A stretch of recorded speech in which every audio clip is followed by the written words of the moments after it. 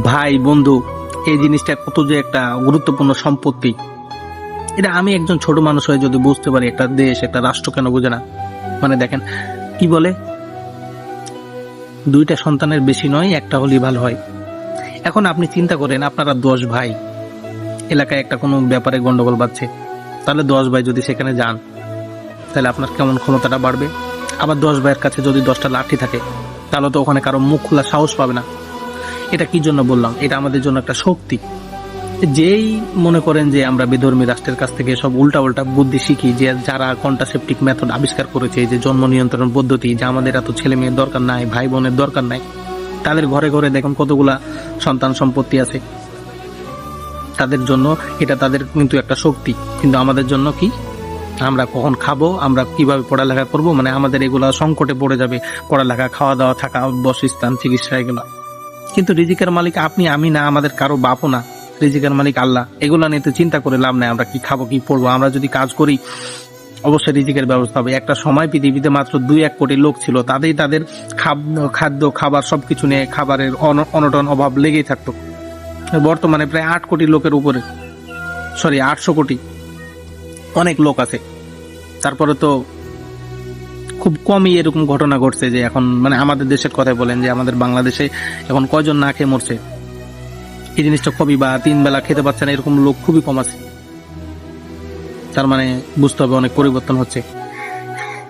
তো এই যে সব উল্টাপাল্টা চিন্তা ভাবনা, যে মানে বাচ্চা নেওয়ার ব্যাপারটা, যে আমাদের মাথার মধ্যে ভুল একটা বিষয় ঢুকিয়ে দিচ্ছে, যে বাচ্চা সিজার করে নিতে হবে, একটা হলেই কি, আর তাহলে ব্যথা হবে না, একটা হলেই সব থেকে বেশি ভালো হবে, আর 2টার বেশি নেওয়া যাবে না।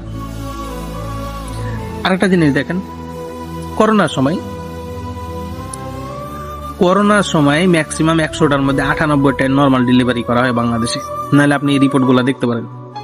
কিন্তু বর্তমানে আবার সেই আগের মতো শুরু হয়ে গেছে। এখন বর্তমানে 100টার মধ্যে 98টা সিজার হচ্ছে। কেন? সম্ভব না। আমাদের মা চাচির যুগে যখন তারা নর্মাল ডেলিভারি করতো, তখন একজন 8টা-10টা বাচ্চা জন্ম দেওয়ার পরে তারা ফিট ছিল, তারা কোনো সমস্যা হয়নি। এখন বর্তমানে সিজার হওয়ার পরে দেখেন, একটা বাচ্চা হলে ঠিক মতো হাঁটতে পারে না, তার পুরো জীবন অর্ধেকটাই পঙ্গু করে দেয়।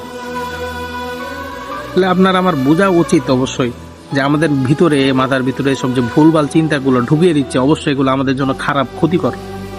এগুলো তো আমাদেরকে শিক্ষা দিতে হবে, এগুলো আমাদেরকে বুঝাতে হবে। এগুলো শিক্ষা দিবে কে, বুঝাবে কে? এলাকার টিচার, মুরব্বী, হুজুর। কিন্তু না, এই যে বেধর্মী সমাজ কিন্তু তাদেরকে কিনে নিচ্ছে, টিচারকে টাকা দিয়ে কিনে নিচ্ছে। যাও তুমি স্কুলে গিয়ে সব ভুলভাল শিক্ষা দাও। একজন তুমি টিচার, তুমি যা বলবে তাই এলাকার লোকজন মানবে।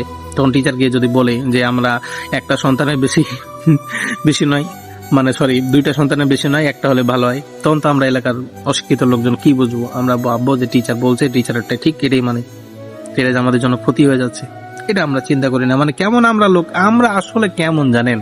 আমাদের বাবা মা এক সময়, বা দাদা দাদি, আদি পুরুষ লোকজন যখন বলছে যে 2 আর 2 5, আমরা ওটাই এখনো বিশ্বাস করি। কিন্তু আপনি আমি যে হাতে দেখতে পাচ্ছি 2 আর 2 4 হচ্ছে আমার চোখের সামনে, এটা আমরা বিশ্বাস করতে রাজি হচ্ছে না। কেন জানেন?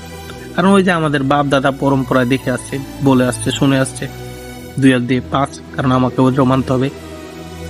এটা করার দরকার নেই। বাস্তবতা নিজের চোখে দেখুন, নিজের বিবেক জ্ঞান বুদ্ধি আছে, নিজে ভাবতে শিখুন কোনটা ঠিক কোনটা ভুল। ধন্যবাদ সবাইকে।